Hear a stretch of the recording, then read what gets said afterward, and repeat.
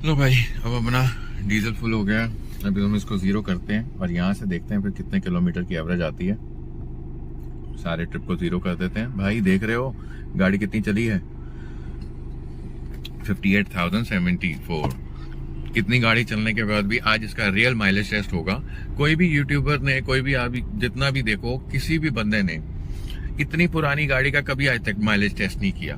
ठीक है, करेंगे एक्चुअल में तब पता लगेगा माइलेज। आपने कई वीडियोस देखी होगी जिसके अंदर कोई नई गाड़ी लेता है, उसका माइलेज टेस्ट करता है, पर एक्चुअल में आफ्टर 50,000 किलोमीटर चलने के बाद गाड़ी की मेंटेनेंस के बाद इंजन की क्या लाइफ है, क्या नहीं है, उसके बाद पता लगेगा कि गाड़ी एक्चुअल में क्या चलती है और क्या एवरेज देती है। तो इसीलिए आज हम अपनी गाड़ी का एवरेज टेस्ट करेंगे। अब हमारा 250 किलोमीटर का स्ट्रेस करते हैं, जिसके अंदर आपको पूरी गाड़ी की एवरेज का बताऊंगा।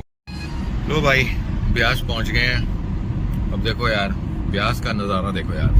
ये ब्यास का पुल है और ये देखो पूरा धुंध हुआ रख यार, शीशा भी यार। अबे यार ये फ्रॉस्ट क्यों आ गया? ये देखो यार, फुल धुंध, मजेदार। टेम्परेचर इतना है, क्या बात।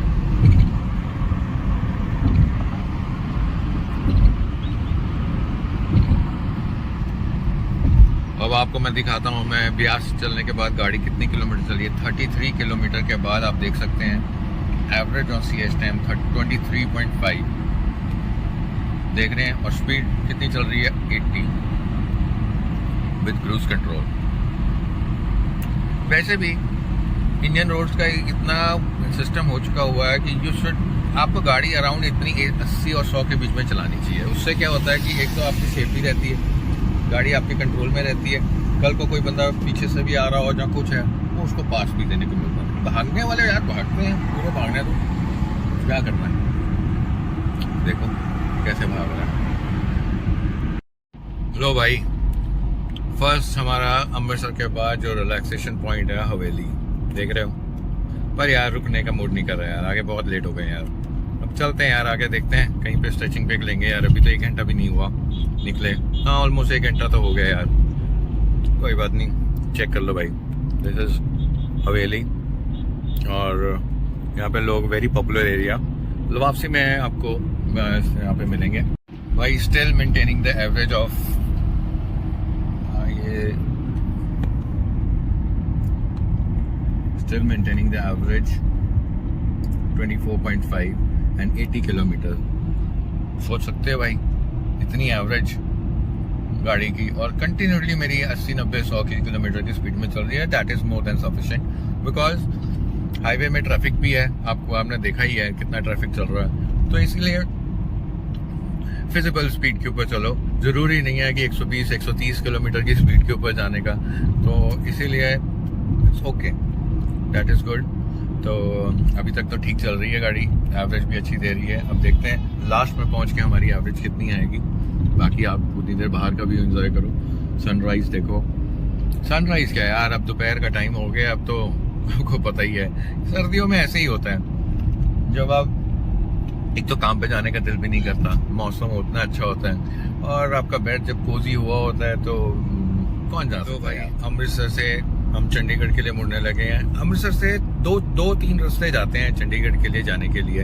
एक तो जब आप यहाँ से जलंधर से जब आप क्रॉस करते हो तो लवली इंस्टीट्यूट जब आ जाता है, तो लवली इंस्टीट्यूट क्रॉस करने के बाद साथ ही में चंडीगढ़ का मोड़ आ जाता है। एक तो वहाँ से जा सकते हो, एक वाया लुधियाना होके, एक लुधियाना के बीच में फगवाड़े का मोड़ रहता है, वहाँ से भी आप जा सकते हो। गढ़शंकर से भी जा सकते हो, जो जैसे भी आपको फिजिबल लगे, जिस रास्ते से आपको जाना है। अब ये वाला जो रास्ता है, ये वाला रास्ता आपको सीधा नवा शहर, बांगा, बंगूर होके आपको जब मोहाली खड़र के पास लेके जाना पड़ेगा। तो आपने जिस डेस्टिनेशन में जाना होगा, चंडीगढ़ जाना है तो आपको सीधा जाना पड़ेगा। अगर आपको मोहाली जाना होगा तो बाय इंटरनेशनल एयरपोर्ट से आप जा सकते हो। ये चॉइस करता है कि आपने किस एरिया में जाना। पर ये रास्ता बहुत बढ़िया है, इसके अंदर आपको लॉन्ग स्ट्रेच, कोई रश नहीं, कोई कुछ नहीं। अभी आपको मैं दिखाऊंगा अपना रोड के ऊपर व्यू सारा, कि जैसे मतलब कि आप इजीली आप जा सकते हो, कोई ऐसे नहीं।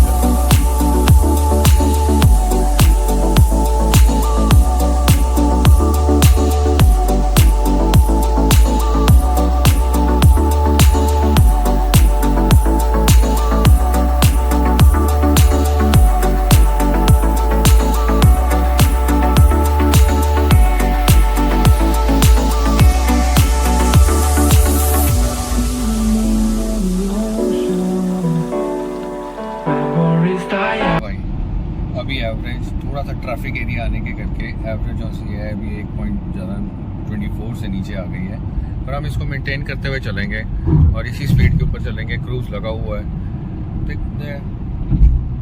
अब ऐसी स्पीड के अंदर मेंटेन करते हुए चलेंगे तो अपने आप आपको पता लगेगा कि गाड़ी की एवरेज क्या आ रही है। लंबा स्ट्रेच है, लंबी जर्नी है, 250 किलोमीटर की जर्नी का पता लग जाता है गाड़ी के लिए। इवन यहाँ अगर आप 100 किलोमीटर भी चला के आप वापस आ जाओ तो भी है, पर अब हमारे पास अब एक मौका था ताकि इसकी एवरेज का चेक करने का, तो वो एवरेज भी हमें पता लग जाएगी। रादर ख़राब एवरेज देने की बजाय अच्छी एवरेज तो देगी गाड़ी, इतना तो मुझे कॉन्फिडेंस है ही है, क्योंकि मेरी गाड़ी है, मुझे पता ही है। रेगुलरली मैं अब जब जाता हूँ चंडीगढ़, एक बारी तो मैं आपको इस वीडियो के अंदर एक मैं पिक्चर डालूंगा अगर मेरे पास होगी।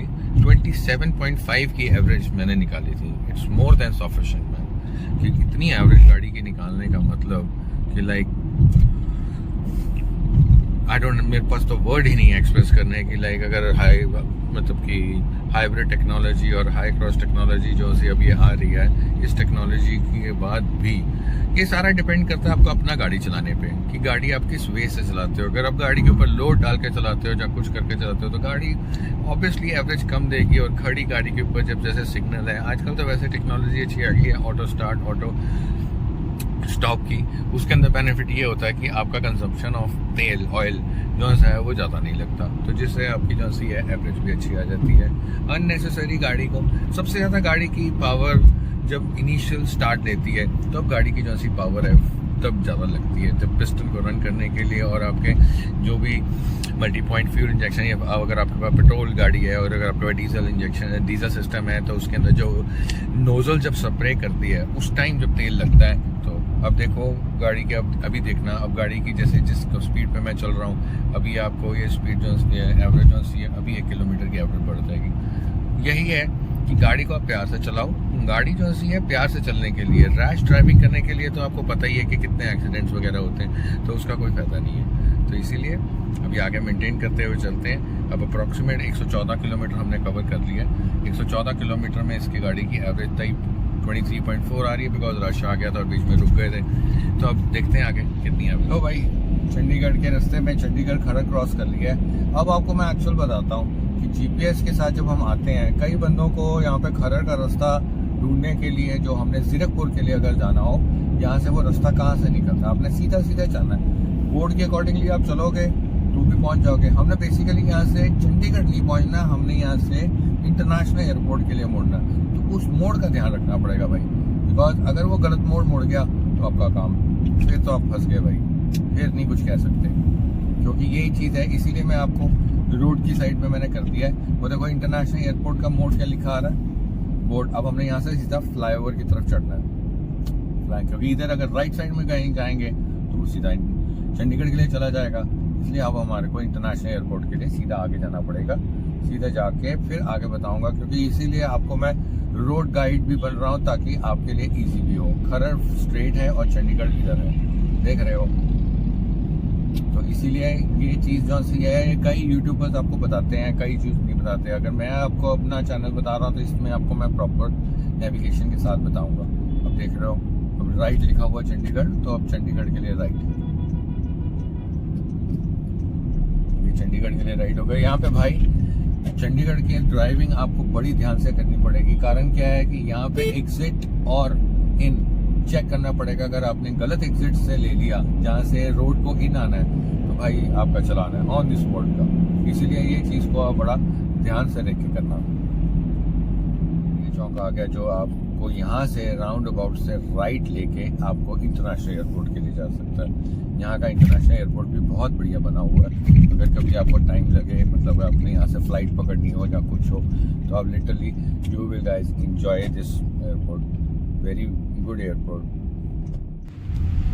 लो भाई, एवरेज टेस्ट का आज जो सा है रिजल्ट आज आपको पता लग जाएगा। अभी देखो गाड़ी चली है 222 किलोमीटर्स एंड एवरेज आई है 23.3।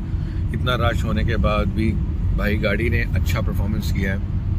अब तो चलो गाइस, ये ब्लॉग को मैं यहीं पे एंड करता हूँ। आई होप आपको मेरा ब्लॉग पसंद आया होगा। अगर पसंद आया तो give us a thumbs up, और मेरा चैनल वैसे भी नया है तो please subscribe my channel and don't forget to press the bell icon. Okay bye guys, कल मिलते हैं।